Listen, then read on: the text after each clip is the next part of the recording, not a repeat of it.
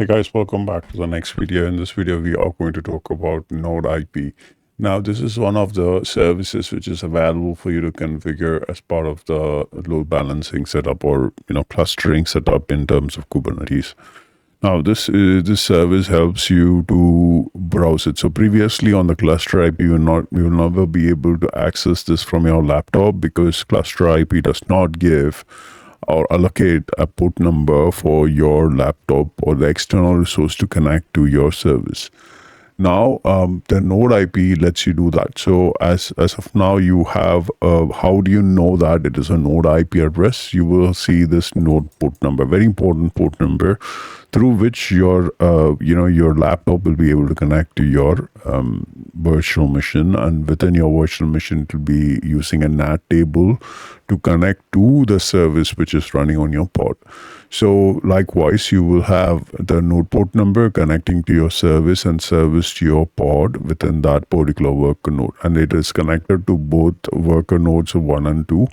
And it will be doing load balancing between the two nodes. So you're virtually connected with both the nodes, and your Kubernetes will handle the load balancing from it through the service. Okay, to make sure this YAML file is heard as a node IP, there are two identifications you need to give.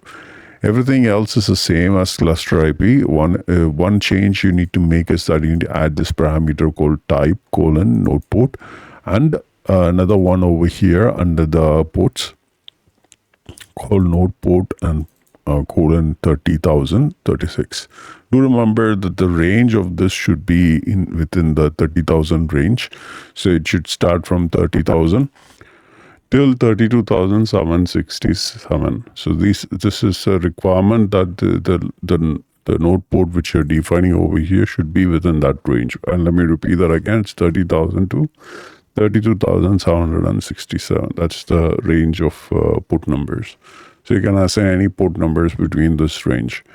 And then you'll be able to type in the host name. So here I'm typing the manager host name. You can type manager host name, worker host name, worker 2 host name. It doesn't really matter which host name which IP address you're typing. It could be the manager IP address which ends with 139, or worker 1 which ends with 137. You don't see it right now, but you know that we have configured it so far.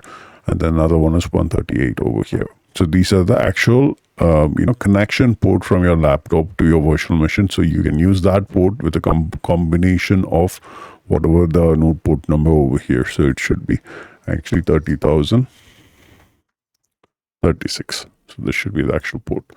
So now when you give this one according to this particular YAML file, it should be able to connect to the service which is running on port number 80, and the port and the service should connect to the target port number of 80, and it should send or route the request accordingly. So this is what Node IP is all about. Thank you again for watching this video. I'll see you on the next interesting one.